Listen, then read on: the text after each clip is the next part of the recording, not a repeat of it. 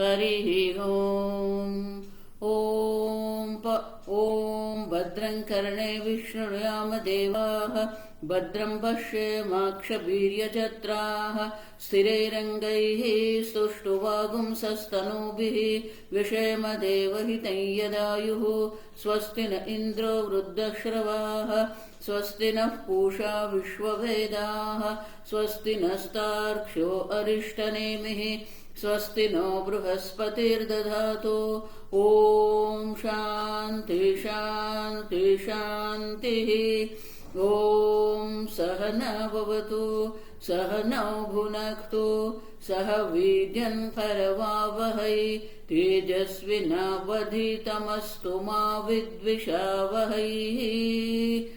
ॐ शान्ति शान्ति शान्तिः। सदाशिवसमारम्भां शङ्कराचार्यमध्यमाम् अस्मदाचार्यपर्यन्तां वन्दे गुरुपरम्परां। श्रुतिस्मृतिपुराणानाम् आलयं करुणालयं नमामि भगवत्पादं शङ्करं लोकशङ्करं शङ्करं शङ्कराचार्यं केशवं बादरायणं सूत्रभाष्यकृतौ वन्दे भगवन्तौ पुनः पुनः। ईश्वरो गुरुरात्मेति मूर्तिभेदविभागिने व्योमवद्व्याप्तदेहाय दक्षिणामूर्तये नमः। निधये सर्वविद्यानां विशजे भवरोगिणां गुरवे सर्वलोकानां दक्षिणामूर्तये नमः। ॐ नमः प्रणवार्थाय शुद्धज्ञानैकमूर्तये निर्मलाय प्रशान्ताय दक्षिणामूर्तये नमः। ॐ प्रज्ञानांशो प्रधानैः स्थिरचरनिकरव्यापिभिर्व्याप्य लोकान् भुक्त्वा भोगान् स्थविष्टान् पुनरपि धिषणोद्भासितान् कामजन्यान् पीत्वा सर्वान् विशेषान् स्वपिति मधुरभुङ् मायया भोजयन्नः। मायासङ्ख्यातुरीयं परममृतमजं ब्रह्म यत्तन्नतोऽस्मि। यो विश्वात्मा विदिजविषयान् प्राश्यभोगान् स्थविष्ठान् पश्चाच्चान्यान् स्वमतिविभवान् ज्योतिषा स्वेन सूक्ष्मान् सर्वानेतान् पुनरपि शनैः स्वात्मनि स्थापयित्वा हित्वा सर्वान् विशेषान् विगतगुणगणः पात्वसौ नः स्तुरीयः।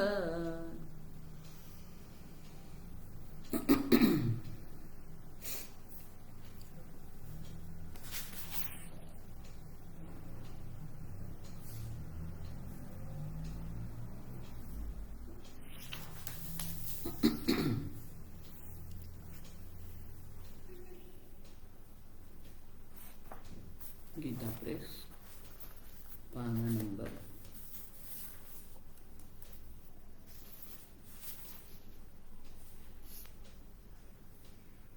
114 भाष्य 23वीं कारिका के पहले का भाष्य। ननो ननो अजातिवादिनः सृष्टिप्रतिपादिका श्रुतिः न संगच्छते प्रामाण्यं बाढं विद्यते सृष्टिप्रतिपादिका श्रुतिः सातु अन्यपरा उपायः सो अवताराय इति अवोचाम।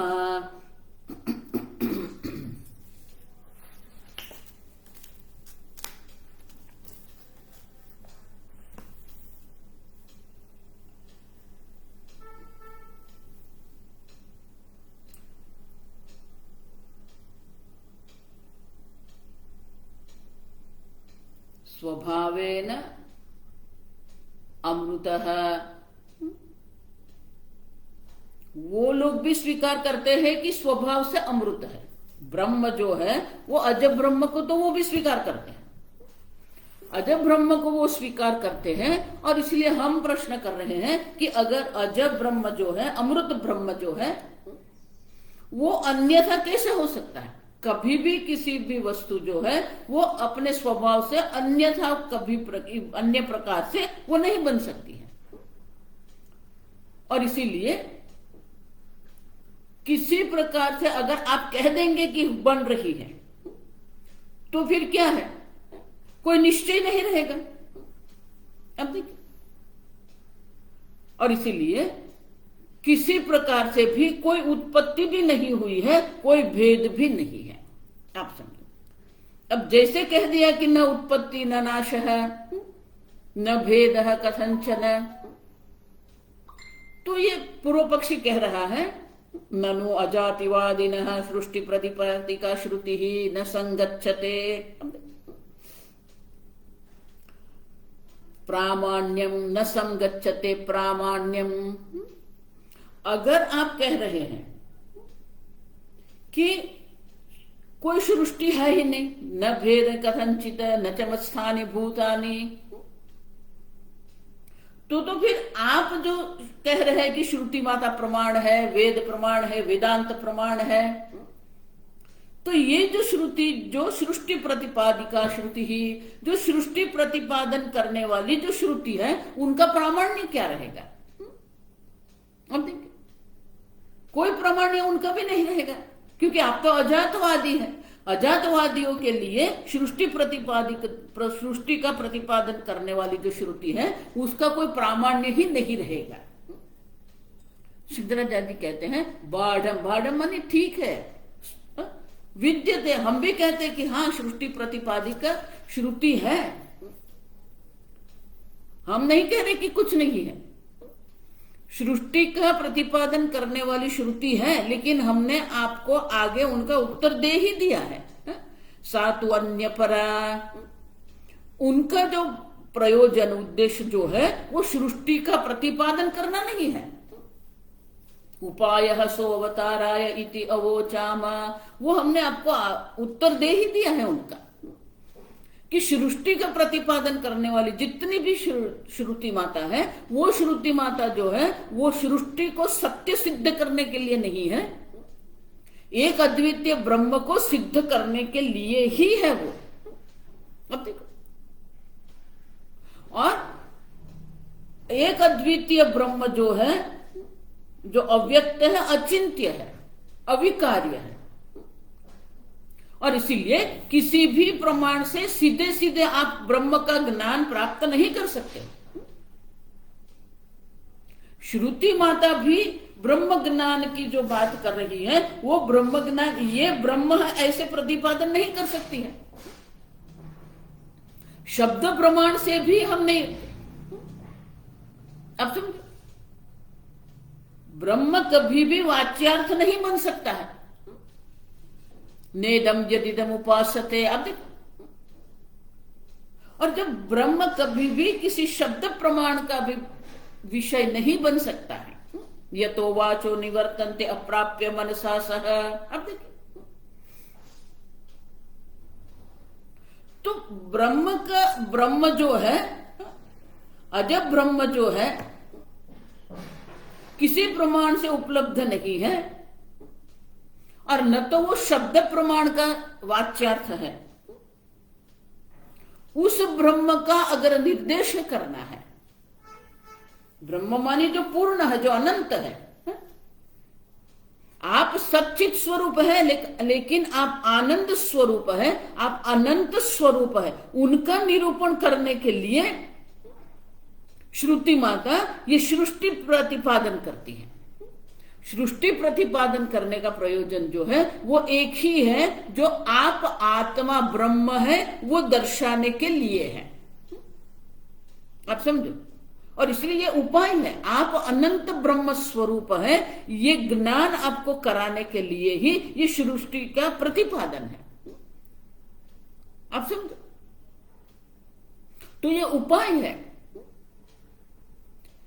आप श्रुति माता स्वयं निषेध करती है, आप समझो, अशब्दम स्पर्शम रूपम गंधवच्च यत। अब देखो, प्रत्यक्ष प्रमाण से उपलब्ध नहीं है तो उनका निर्देश कैसे करेंगे आप? क्योंकि जो प्रत्यक्ष प्रमाण का जिसका निर्देश नहीं हुआ है उनको परोक्ष प्रमाण से भी नहीं जान सकते हम, क्योंकि परोक्ष प्रमाण जो है आपके प्रत्यक्ष प्रमाण पर आधारित है। तो वो ब्रह्म का ज्ञान कैसे श्रुति माता हमें कराएगी? आप समझ? तो ब्रह्म जगत कारण है जब श्रुति माता कह रही है तो सही में वो कारण नहीं है। ब्रह्म को जगत का कारण दर्शा के हमें वो अनंत ब्रह्म का ज्ञान करा रही है। भूत योनिम, अब देखो, ये तो वाईमाने भूतानि जायन्ते, हम सब देख के गए। वो चाव मानी शंकराचार्य जी कह रहे हैं कि हम आगे ये सब देख के गए। सृष्टि जो है वो सृष्टि के द्वारा ही हमें अनंत ब्रह्म का ज्ञान हो सकता है, अन्य कोई उपाय है ही नहीं हमारे पास। क्योंकि हम जगत को देख रहे हैं तो वो जगत जो है क्यों दिख रहा है, अब समझो। और इसीलिए शंकराचार्य जी कहते हैं ये सब चर्चा हम करके गए और जगत कारण ब्रह्म हम कहते हैं, फिर हम वो भी सिद्ध करते हैं कि कारणत्व जो ब्रह्म है वो सत्य नहीं है। आप समझे? ईश्वर जगत कारण है, लेकिन वो कारणत्व जो ईश्वर में जो है वो ईश्वर का स्वभाव नहीं है, स्वरूप नहीं है। वो तटस्थ लक्षण है, स्वरूप लक्षण नहीं। स्वरूप तो लक्षण सत्यम ज्ञानम अनंतम ब्रह्म। अब समझो, लेकिन प्रयोजन तो क्या है? ब्रह्म विदाप्नोति परम। जिसको ब्रह्म का ज्ञान होता है वो परम, अब देखो, अनंत की प्राप्ति उसको होती है। ब्रह्मविद आपनोति परम। और वो जो अनंत जो है वो प्रत्येक मनुष्य की इच्छा है। ऐसा नहीं कि श्रुति माता आपको दबाव कर रही कि आप ये ब्रह्म को आपके जीवन का उद्देश्य बनाओ, नहीं। प्रत्येक मनुष्य की इच्छा है, अनंत की इच्छा सबको है। अनंत सुख की इच्छा जो है प्रत्येक मनुष्य की इच्छा है। और वो अनंत सुख क्या है? आप स्वयं है। ब्रह्म विदाप्नोति परम। तो मनुष्य जीवन का जो पुरुषार्थ है, आपके जीवन का जो पुरुषार्थ है, वो पुरुषार्थ की सिद्धि कराने के लिए ही श्रुति माता ये सृष्टि प्रतिपादन करती है। आपको ही अनंत की इच्छा है, ऐसा नहीं है कि श्रुति माता अनंत की बात करती है। प्रत्येक मनुष्य को अनंत सुख की इच्छा है। ब्रह्म विदाप्नोति परम। अब समझो, तो आपकी ही इच्छा जो है, इच्छा की पूर्ति, मूलभूत जो इच्छा है उनकी पूर्ति के लिए श्रुति माता ये सृष्टि का प्रतिपादन कर रही है। सृष्टि के प्रतिपादन के द्वारा ही वो आपकी इच्छा की पूर्ति करती है। ब्रह्म विदाप्नोति परम। लेकिन वो ब्रह्म क्या है? ब्रह्म का लक्षण क्या है? सत्यम ज्ञानम अनंतम ब्रह्म। अब देखिए, लेकिन सत्यम ब्रह्म, ज्ञानम ब्रह्म, अनंतम ब्रह्म जो है वो सीधे सीधे हम नहीं जान सकते। और इसलिए क्या करना पड़ेगा? सृष्टि प्रक्रिया है। तस्माद् वा ये तस्माद् आत्मनः आकाश संभूत है। और इसीलिए ब्रह्म का प्रत्यक्ष, परोक्ष या शब्द प्रमाण से सीधे सीधे हम नहीं जान सकते हैं, लेकिन हमारी जो इच्छा जो है वो तो ब्रह्म की ही इच्छा है। इसलिए स्वामी जी हमेशा कहते थे, आप जिसकी इच्छा कर रहे हैं वो आप स्वयं है। The seeker himself is sought. अब आपको आपकी ओर ही जाना है, आपको अपने आप को जानना है। तो ये तो ज्ञातृ ज्ञेय विरोध हो गया। पुस्तक ज्ञेय है तो पुस्तक ज्ञाता नहीं बन सकता, आप ज्ञाता है तो आप ज्ञेय पुस्तक नहीं बन सकते। अब समझो,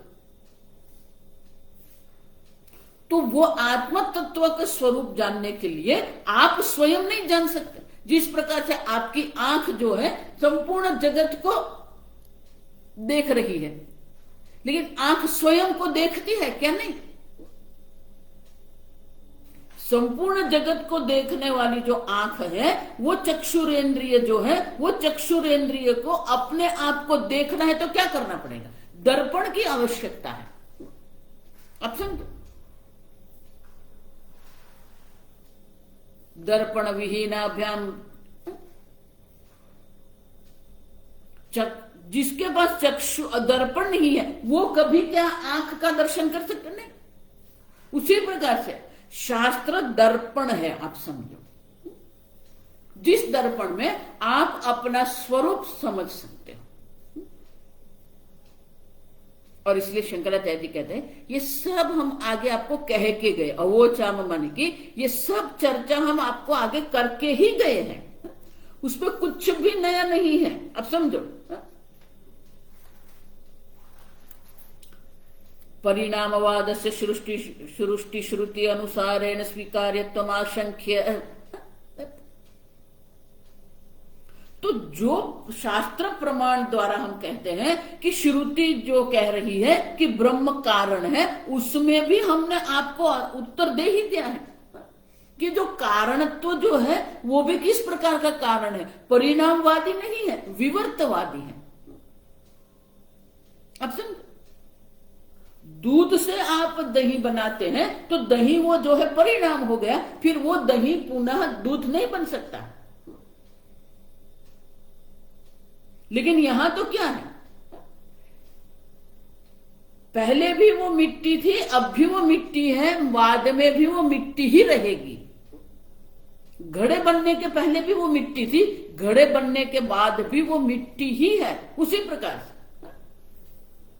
ये जगत की उत्पत्ति के पहले वो ब्रह्म सद ब्रह्म था, अब भी वो सद ब्रह्म है, जगत के नाश के बाद भी वो सद ब्रह्म ही है। तो विवर्तवाद की हम बात करते हैं, परिणाम की तो बात ही नहीं कर रहे। और सही में कारणत्व तो ब्रह्म में है ही नहीं, क्योंकि जिस प्रकार से घड़ा सिद्ध नहीं होता है उसी प्रकार से ये जगत सिद्ध होता ही नहीं है। आप समझो, और इसीलिए शंकराचार्य जी कहते हैं अवोचाम, अवोचाम मानी हमने आपको ये सब स्पष्ट कर दिया है। तो बोले अब क्या कर रहे हो?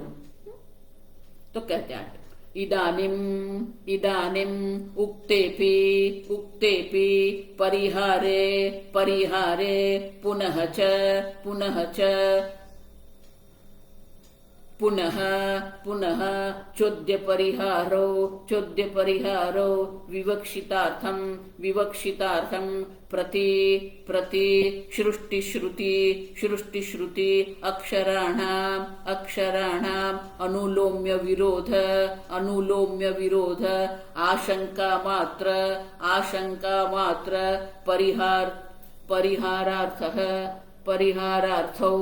परिहारार्थौ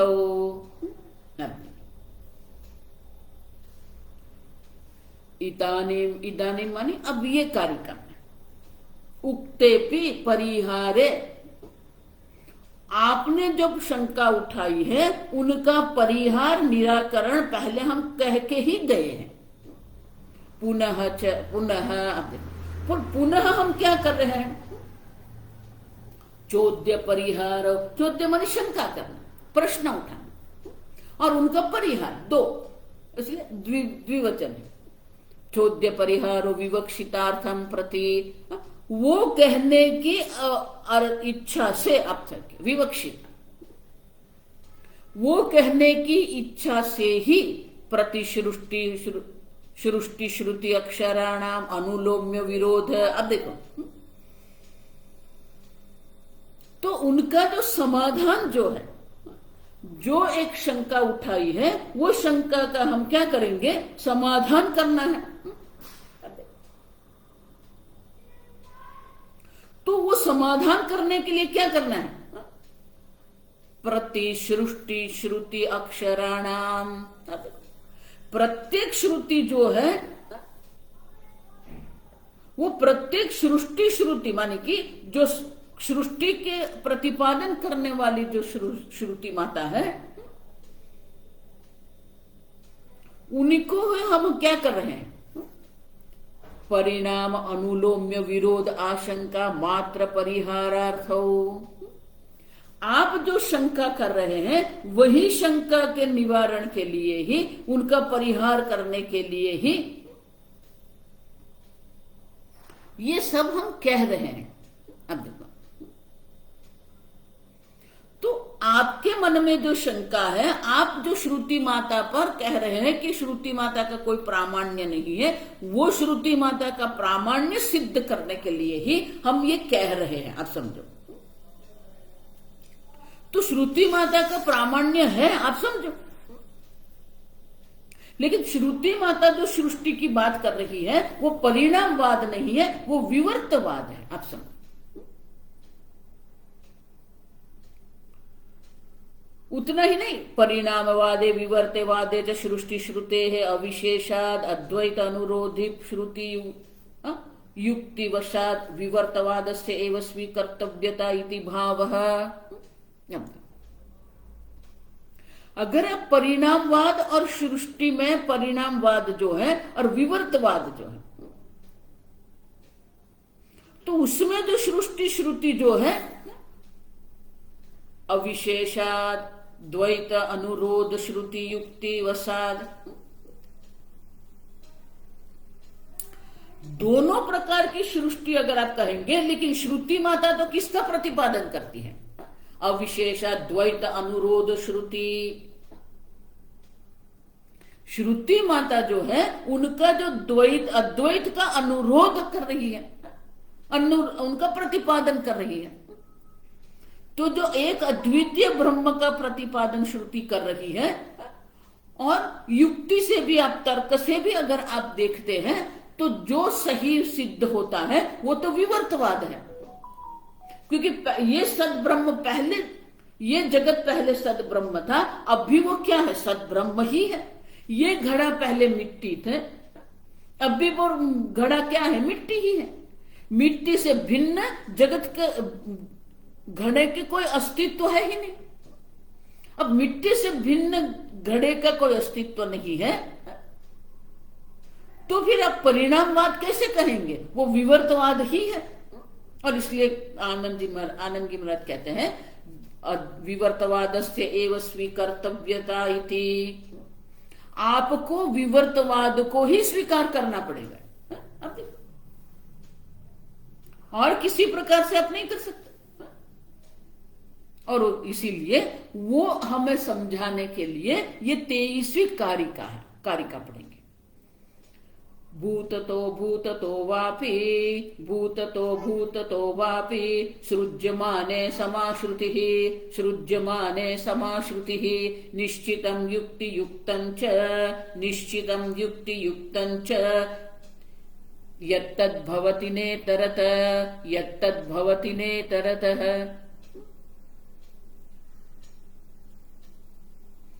भूततः, अब देखिए, अभूततः, भूततः माने पारमार्थिक, सही में अगर सृष्टि हुई है। अभूततः अपारमार्थिक। वापि सृज्यमाने समाश्रुतिः, दोनों के लिए श्रुति तो एक समान ही है। आप समझो, सृष्टि श्रुते है अद्वैत अनुगुण्य प्रमाण युक्ति अनुगृहीतम अद्वैतमेव अभ्युपगंतव्यमिति। अब देखो, पारमार्थिक रूप से आप सृष्टि कहते हैं या अपारमार्थिक रूप से आप सृष्टि कहते हैं, दोनों जो है समाश्रुति ही, दोनों एक समान है। लेकिन निश्चितम युक्ति युक्तम च, अगर युक्ति से हम समझने का प्रयत्न करते हैं अब तो कभी भी ये जो भूततः सृष्टि जो है वो सिद्ध नहीं होती है। अब अद्वैत अनुगुण्य प्रमाण युक्ति अनुगृहीतम, क्योंकि प्रमाण से जो है वो एक अद्वितीय ही है। अद्वैतमेव अभ्युपगंतव्यम, अगर आप एक अद्वितीय ब्रह्म का ही स्वीकार करते हैं, उसी को स्वीकार करना, अभ्युपगंतव्यम माने कि उसको स्वीकार करना है, तो फिर जो भूततः सृष्टि है वो सिद्ध नहीं होती है, अभूततः सृष्टि ही सिद्ध होगी। अब निश्चितम युक्ति युक्तम च यत् तद्भवति न इतरत, अन्य कोई प्रकार से नहीं है। तो आप कहे कि पारमार्थिक सृष्टि है या पारमार्थिक सृष्टि नहीं है, किसी भी प्रकार से आप कहेंगे, लेकिन अगर युक्ति से हम देखते हैं तो एक अद्वितीय ब्रह्म होने के कारण निश्चितम, हम निश्चय करते हैं कि ये युक्ति युक्त क्या है। युक्ति से पारमार्थिक सृष्टि सिद्ध होती है या युक्ति से अपारमार्थिक सृष्टि सिद्ध होती है। अब नहीं तरत अन्य किसी पर पारमार्थिक रूप से आप सृष्टि को सिद्ध कर ही नहीं सकते। आप समझो, तो तर्क से हम निश्चय कर सकते हैं कि ये सृष्टि सत्य नहीं है। देखो, इसलिए मैं कहती हूं श्रुति माता हमें जो ज्ञान दे रही है वो ज्ञान में कई बात ऐसी है जो हम देखते ही हम देख रहे हैं, अनुभव कर रहे हैं, लेकिन हमारा निश्चय अयोग्य है। आप समझ रहे हो, ये जगत का अनुभव हम कर रहे हैं, लेकिन जगत का अनुभव करने से हम जो निश्चय करके बैठ गए हैं, अनुभव कर रहे इसलिए जगत सत्य है। तो श्रुति माता जो है वो हमारे निश्चय पर प्रश्न उठाती है कि आप जगत का अनुभव कर रहे हैं, आप जगत में व्यवहार कर रहे हैं, लेकिन जगत में व्यवहार करने से जगत की सत्यता कैसे सिद्ध होगी।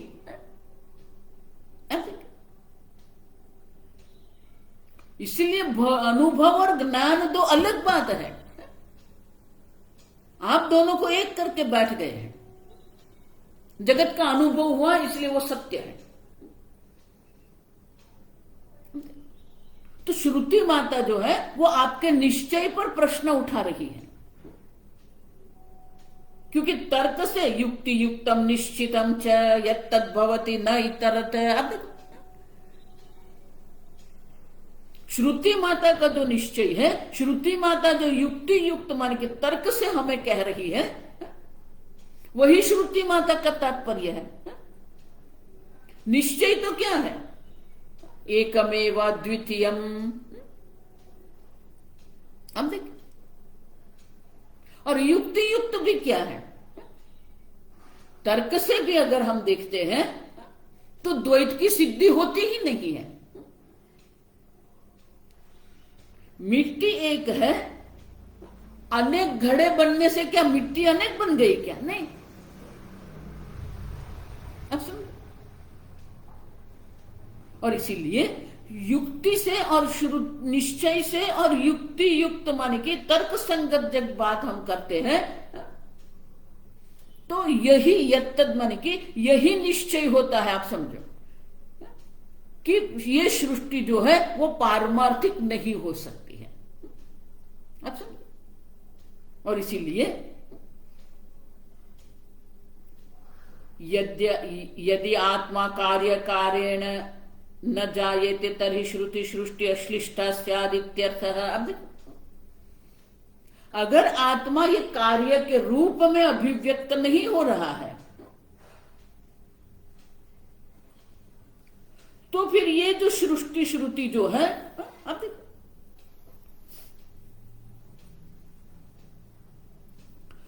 वो असंगत बन जाएगी। अगर आत्मा कार्य के रूप में परिणामित नहीं हो रहा है तो फिर आप जो सृष्टि की बात कर रहे हैं वो तो असंगत हो जाएगी। तो बोले कि नहीं असंगत होती है, क्यों? क्योंकि सृष्टि प्रक्रिया के द्वारा ही हमें एक अद्वितीय अनंत ब्रह्म का ज्ञान होता है, और इसीलिए तस्या मिथ्या सृष्टि अनुवादित्वेन कथम उत्पत्ति।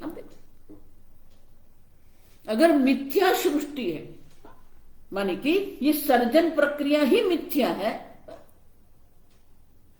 तो फिर सृष्टि का प्रतिपादन जो है वो किसके लिए किया गया है? उपाय सोवताराय। अब देखो,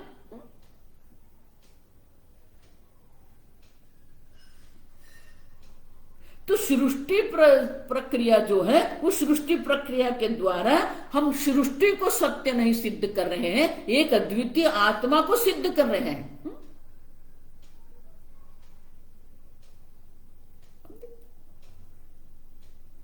तो ये प्रश्न जो उठा रहे हैं, शंका जो कर रहे हैं, उनके परिहार के लिए ही ये है सत्यम ज्ञानम अनंतम ब्रह्म। देखो पहली शंका कहां पर है? आप अनंत ब्रह्म स्वरूप है, तो पहली शंका कहां होगी? मैं कैसे अनंत हूं, मैं कैसे अज हूं, मैं कैसे अमृत हूं?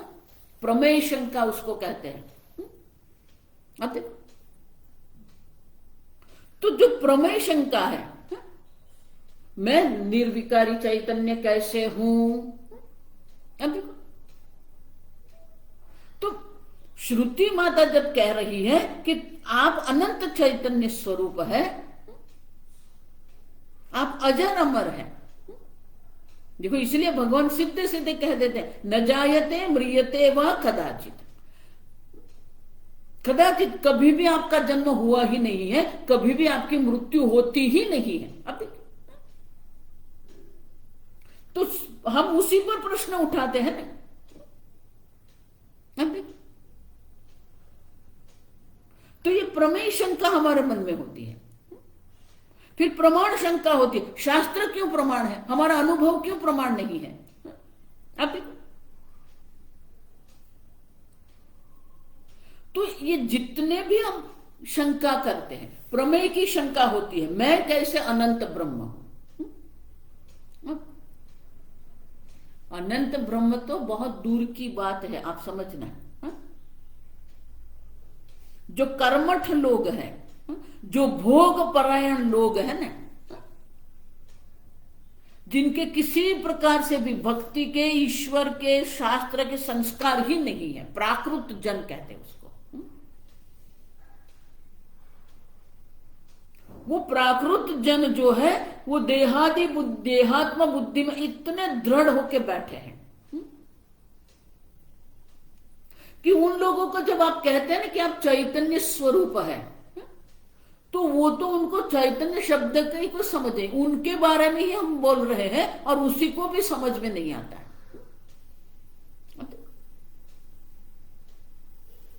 ये वेदांती लोग जो है ना, वेदांती लोग साधक को कहते हैं, कभी प्राकृत जन के बीच में जाके बोलिए ये वेदांत की बात,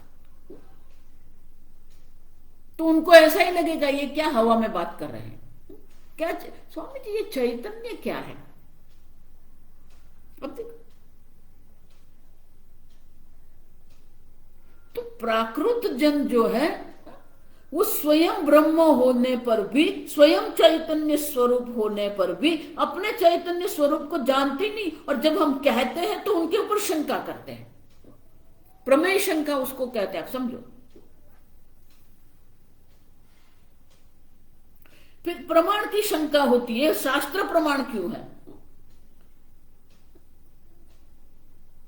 आप देखो, तो शास्त्र प्रमाण है। देखो इसलिए बहुत सारे जो संप्रदाय आजकल भी चल रहे हैं, पहले भी थे अभी भी है, उनको शास्त्र प्रमाण से कोई संबंध नहीं है। और संबंध नहीं, इतना ही नहीं, आप समझना ठीक से, ये जो प्राकृत जन है उनके तो कोई प्रमाण शंका या प्रमेय शंका की बात ही नहीं है, वो तो प्राकृत जन है, असंस्कृत है वो तो।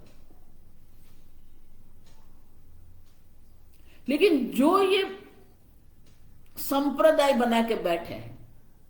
वो संप्रदाय बनाने वाले जो है वो भी वेदांत का अध्ययन करते हैं, लेकिन वेदांत का अध्ययन अंदर से कर रहे हैं, बाहर क्या कर रहे हैं। अब देखिए, माने कि उनको शास्त्र प्रमाण के लिए कोई सम्मान ही, आदर ही नहीं है।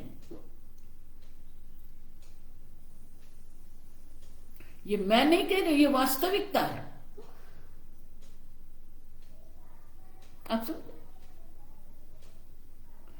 वो वेदांत का या भागवत का उपयोग किसके लिए कर रहे हैं? अपने संप्रदाय के लिए कर रहे हैं। उनको भागवत संप्रदाय से कोई संबंध नहीं है।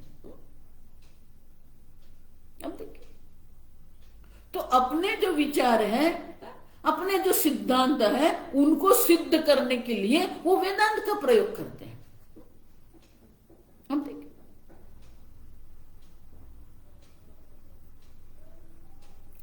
तो वो प्रमाण का भी जो प्रयोग कर रहे हैं या वेदांत का जो अध्ययन कर रहे हैं, उनको भी शास्त्र प्रमाण से कोई संबंध नहीं है। और इसीलिए शंकराचार्य जी कहते हैं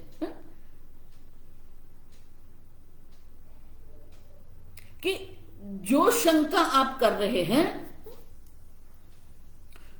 प्रामाण्यम, अब देखो, श्रुति माता प्रमाण है, और श्रुति माता जब प्रमाण है और श्रुति माता जब सृष्टि प्रक्रिया के उपयोग कर रही है, तो सृष्टि प्रक्रिया के द्वारा वो सृष्टि को सत्य नहीं सिद्ध कर रही है।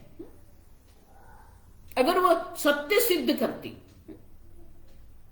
तो इतनी सारी श्रुतियां हैं जो ये द्वैत का ही विरोध करती हैं। अब देखो,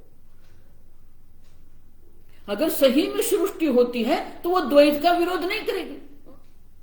अब देखो, मिथ्या सृष्टिवाद श्रुति पदानाम असृजात अभवत इत्यादि न असामंजस्य विरोध संख्या तावन मात्र परिहर्तुम पुनः चौद्य। तो ये जितने भी आप शंका कर रहे हैं, समझ रहे हो, प्रमेय शंका हो सकती है, प्रमाण शंका हो सकती है, सृष्टि श्रुति पर हम शंका उत्पन्न कर रहे हैं, ये सब शंका जो उत्पन्न हमारे मन में हो रही है, वो विरोध जो हो हमारे मन में है, वो शंका का परिहार करने के लिए ही ये कारिका है कि भूततः अभूततः। अब देखिए, सही में अगर श्रुति हुई है, ये अपरमार्थतः अभूततः माने कि मिथ्या सृष्टि है।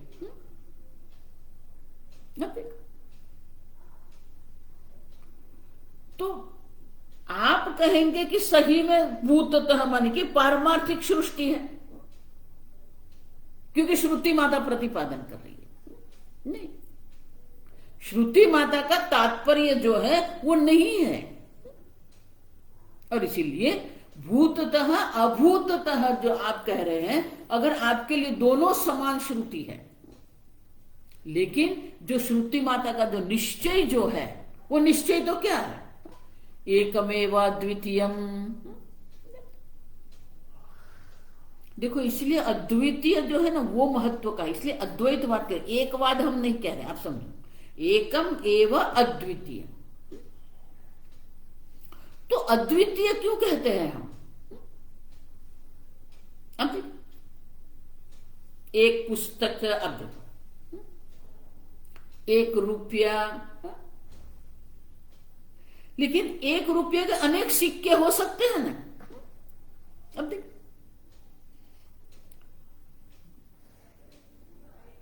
अभी एक भिखारी था, भीख मांग के वो लखपति बन गया, लक्षपति बन गया, बहुत सारे पैसा उनको इकट्ठा हुआ।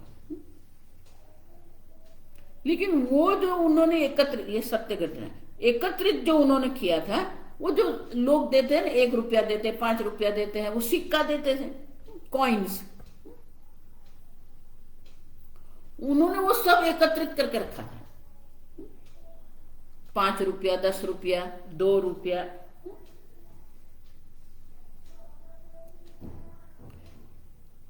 फिर उसने एक घर बनाया, वो गाड़ी लेने गया, 4 व्हीलर। वो कार डीलर के पास ये सिक्के लेके गया। देखो मजाक नहीं कर रही हूं, वो 5 लाख की कार थी, वो 5 लाख के सिक्के लेके गया। माने क्या है, 10 रुपया आप कह रहे हैं, वो एक नहीं है, अनेक है। 1 रुपया आप कह रहे हैं, अनेक है। इसीलिए एक कहने से कुछ सिद्ध नहीं होता, क्योंकि एक भी अनेक हो सकते हैं। एक, हाँ, एक से एक जुड़ेगा, वही एक से एक जुड़ेगा, तो एक में भी अनेकता होती है। समझ में आ रहा है? इसलिए क्या कहना पड़ता, अद्वितीय एक है, दूसरा नहीं है। इसलिए अद्वैत एकवाद नहीं कहते हम, अद्वैतवाद क्यों कहते हैं? क्योंकि दूसरा नहीं है, एक है और दूसरा एक नहीं है, अद्वैत है। अब जो जातिवाद वाले हैं वो भी कहते ईश्वर एक है, लेकिन जीव अनेक है। अर्थ, और जीव अनेक से होने से क्या हो गया, आत्मा अनेक बन गए। वो अनेकता जो है ना, उस पर हम प्रश्न उठा रहे हैं। आत्मा में अनेकता सिद्ध नहीं होती है, आत्मा एक अद्वितीय है। उसी प्रकार से ईश्वर एक है, वो ईश्वर ये अनेक नहीं बन सकता। ईश्वर में अनेकता संभव नहीं है।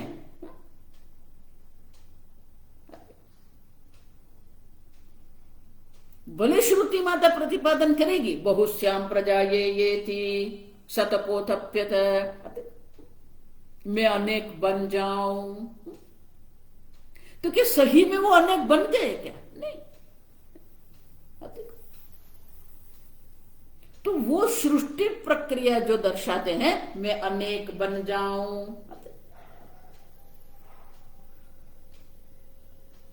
वो नहीं है। आप समझो, तो उसी को सिद्ध करना है हमें, अद्वैत को सिद्ध करना है ना। ईश्वर अनेक नहीं बन सकता है, आत्मा अनेक नहीं हो सकता है, और इसीलिए उनको परिहार करने के लिए ही ये गौड़पादाचार्य जी ये 23वीं कारिका हमें कह रहे हैं। अब देखो, आप जो शंका कर रहे हैं, हम जो परिहार कर रहे हैं, उसी को ठीक ठीक समझाने के लिए ही ये कारिका है। ये सब चर्चा आगे होगी, फिर भी पुनः क्या कर रहे हैं, चौद्य परिहारार्थ हो। अब देखो, परिहार करने के लिए ही ये पुनः कह रहे हैं। भूततः, अब देखो भाष्य, भूततः भूततः परमार्थतः परमार्थतः अभूत सृज्यमाने वस्तु अन्य भूततः सृज्यमाने वस्तु अन्य सृज्यमाने वस्तुनि वस्तुनि अभूततः अभूततः मायया वा माया विना एव सृज्यमाने वस्तुनि समातुल्य सृष्टिश्रुतिः।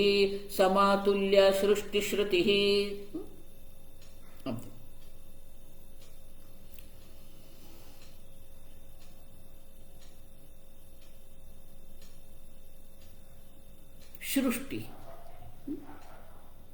भूततः परमार्थतः, भूततः माने सही में ये जगत उत्पन्न हुआ है, परिणाम हुआ है, ब्रह्म जगत बन गया। भूततः सृज्यमाने वस्तुनि, मानी सही में ये सर्जन हो गया है और जो वस्तु ब्रह्म जो है वो जगत बन गया। अभूततः मायया व माया विना एव सृज्यमाने वस्तुनि। अब देखो, अभूततः मानी सही में वो बना नहीं है। अब देखिए,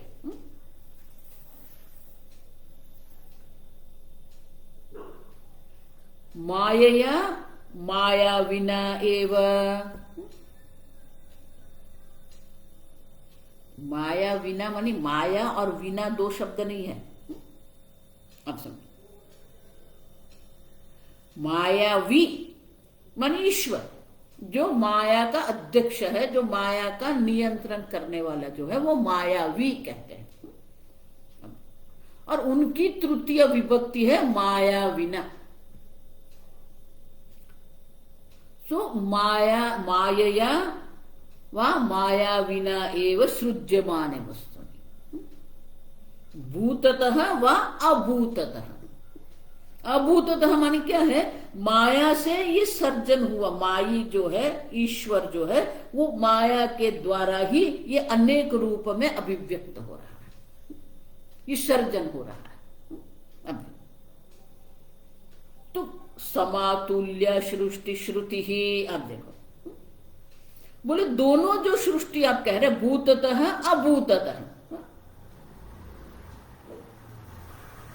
समातुल्य श्रुति ही समान है। आप देखो, सृष्टि प्रतिपादन करने वाली जो श्रुति माता है वो तो वही की वही है, समान है, एक समान। आप माया से सृष्टि कहते हैं, माया से ईश्वर ने सृष्टि की रचना की है, यह परिणामवाद कहते हैं। लेकिन जो श्रुति है वो तो कौन सी है? श्रुति तो एक ही, सृष्टि बोधक श्रुति तो वही की वही है। अब देखो, एक परिणामवाद कह रहा है, दूसरा माया सृष्टि माने मिथ्या सृष्टि कह रहा है। अब देखो, लेकिन सृष्टि जो प्रक्रिया की जो श्रुति माता है, सृष्टि बोधक जो श्रुति माता है, वो तो वही की वही है। लेकिन वो जो सृष्टि बोधक श्रुति है उनका निश्चय क्या है? एक कहता है कि परिणामवाद है, दूसरा कहता है असदवाद है। हम सब देख के,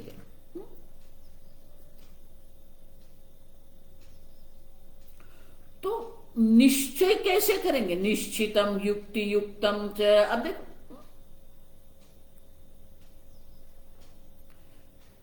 तो हमें निश्चय अभी करना पड़ेगा कि ये श्रुति वाक्य जो है वो श्रुति वाक्य का तात्पर्य क्या है। अब श्रुति वाक्य जो होते हैं अनेक प्रकार के होते हैं। जब आत्म तत्व का निरूपण होता है, त्वम पद मानी जीव का निरूपण कर रहे हैं, तो त्वम पद का निरूपण करने वाली श्रुति होती है।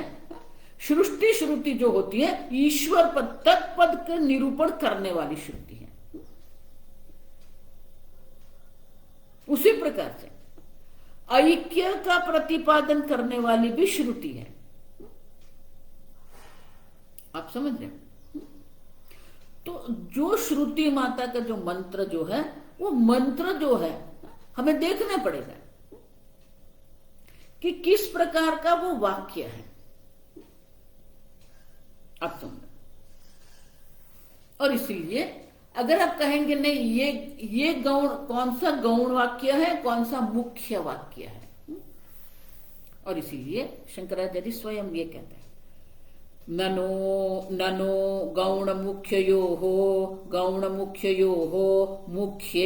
मुख्ये शब्दार्थ प्रतिपत्ति युक्ता न अन्यथा सृष्टेः अप्रसिद्धत्वात् निष्प्रयोजनत्वाच्च इति अवोचाम। अब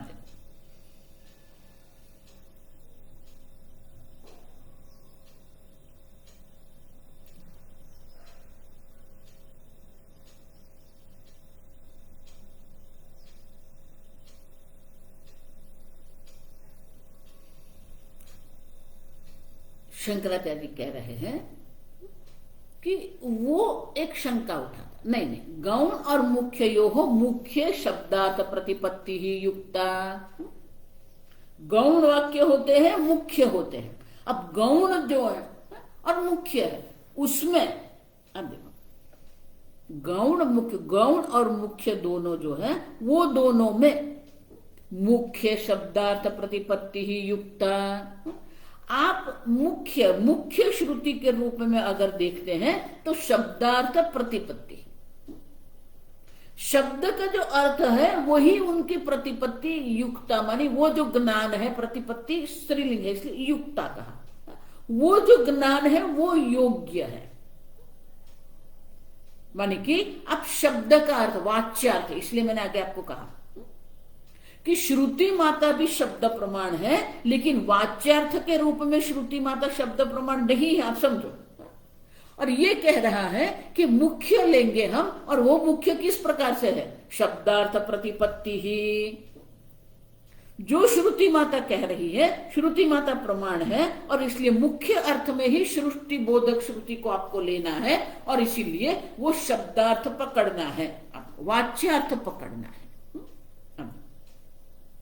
मानी कि जो सृष्टि का प्रतिपादन करने वाली है वो मुख्य श्रुति है, और वो जो कह रही है वो ठीक कह रही है, क्योंकि सब श्रुति प्रमाण है और वो श्रुति का वाक्य जो है वो मुख्य है। सृष्टि प्रतिपादन करने वाली जो श्रुति है वो मुख्य है, और इसलिए वो सही है। अब देखो, तो बोले गौण और मुख्य आप जो कह रहे हैं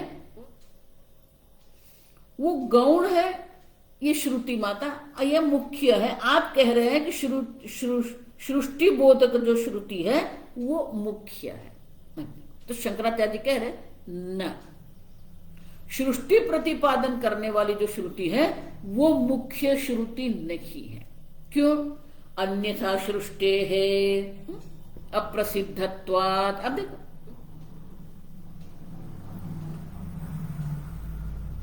क्योंकि अन्य प्रकार से अगर सृष्टि सही में हुई है तो सर्व उपनिषद में एक प्रकार से ही सृष्टि का प्रतिपादन होना चाहिए। लेकिन यहां तो हम क्या देखते हैं, छांदोग्य उपनिषद में त्रिमहाभूत की चर्चा है, तैत्तिरीय उपनिषद में पंच महाभूत की चर्चा है।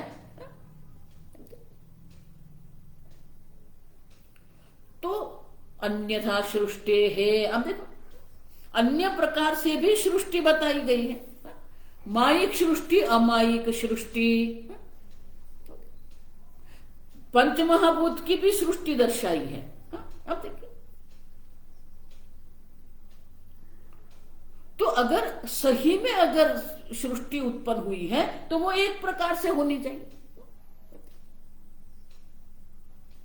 लेकिन आपके शब्दार्थ को पकड़ के, वाच्यार्थ को पकड़ के कह रहे हैं कि ये सृष्टि जो है वो सत्य है, वाच्यार्थ है। लेकिन अन्यथा अन्य प्रकार से भी ये श्रुति माता कह रही है। श्रुति माता स्वयं कह रही है कि वो जो सृष्टि जो है वो मायिक है, अन्यथा माने कि मायिक है, सत्य नहीं है। शंकराचार्य कहते हैं कि जो श्रुति माता ये सृष्टि का प्रतिपादन कर रही, वही श्रुति माता हमें कह रही है कि ये सृष्टि जो है वो मायिक सृष्टि है, सत्य नहीं है। अन्यथा सृष्टि है अप्रसिद्धत्वात् निष्प्रयोजनत्वाच्च इति अवोचाम। अब देखो, अगर अन्य प्रकार से सृष्टि को अगर कहेंगे अप्रसिद्धत्वात्, वो प्रसिद्ध नहीं है, इतना ही निष्प्रयोजनत्वात्। अब देखो, क्योंकि उसका प्रयोजन क्या है, अगर सही में सृष्टि हुई है, चलो मान लिया, तो उसका प्रयोजन क्या है? क्या श्रुति माता ये जगत को सत्य सिद्ध करने के लिए है? नहीं। अब इसलिए इति अवोचाम, शंकराचार्य कहते हैं, वो भी हम आगे आपको कह के गए कि अगर ये जगत को सिद्ध करना है तो वो तो हम अनुभव कर ही रहे हैं, प्रत्यक्ष अनुभव है जगत का। उनके लिए हमें क्या श्रुति माता की आवश्यकता है? द्वैत का तो हम भी अनुभव कर रहे हैं और वो द्वैत को हम सत्य मान के चल रहे हैं। तो जो प्रत्यक्ष प्रमाण से हमें जिसका ज्ञान हो रहा है, उनके लिए क्या आपको श्रुति की आवश्यकता पड़ेगी क्या? नहीं। तो आपकी जो श्रुति है वो निष्प्रयोजन बन जाएगी, क्योंकि हम अनुभव जगत का कर ही रहे हैं, हम द्वैत का अनुभव कर ही रहे हैं। और जब हम द्वैत का अनुभव कर ही रहे हैं तो फिर आप जो कह रहे हैं तो उनके लिए श्रुति की क्या आवश्यकता है? आपको निष्प्रयोजन बन जाएगी आपकी श्रुति। श्रुति निष्प्रयोजन मानी उनका प्रामाण्य ही सिद्ध नहीं होगा। और असिद्धत्वाद माने कि वो ऐसे सिद्ध होता ही नहीं।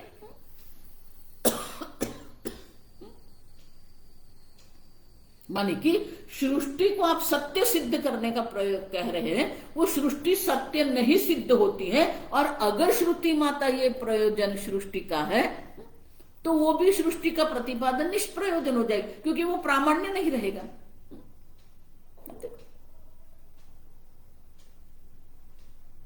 अन्य प्रकार से अगर श्रुति माता है तो भी वो प्रामाण्य नहीं रहेगा, और अगर वो सत्य सिद्ध कर रही है तो भी श्रुति माता का कोई प्रामाण्य नहीं रहेगा। और इसीलिए श्रुति माता जो सृष्टि का प्रतिपादन कर रही है वो मात्र और मात्र एक अद्वितीय ब्रह्म ज्ञान कराने के लिए ही है। उपायः सो अवतार। जो श्रुति माता हमें उपाय दर्शा रही है, वो उपाय जो है वो एक अद्वितीय अनंत ब्रह्म के ज्ञान के लिए ही ये उपाय है। सृष्टि प्रतिपादन उपाय है, सही में सृष्टि की कोई चर्चा नहीं। आगे हम कल देखेंगे। ये थोड़ा क्लिष्ट आपको लगेगा, आप समझो, लेकिन ये सब हमें समझना पड़ेगा, तभी हमें ये अद्वैत प्रकरण जो है ना, एक अद्वितीय ब्रह्म ज्ञान जो है वो सिद्ध हो सकता है। ओम असतो मा सद्गमय तमसो मा ज्योतिर्गमय मृत्योर्मा अमृतंगमय। ओम पूर्णमदः पूर्णमिदं पूर्णात् पूर्णमुदच्यते पूर्णस्य पूर्णमादाय पूर्णमेवावशिष्यते। ओम शांति शांति शांति। हरि ओम। श्री गुरुभ्यो नमः। हरि ओम।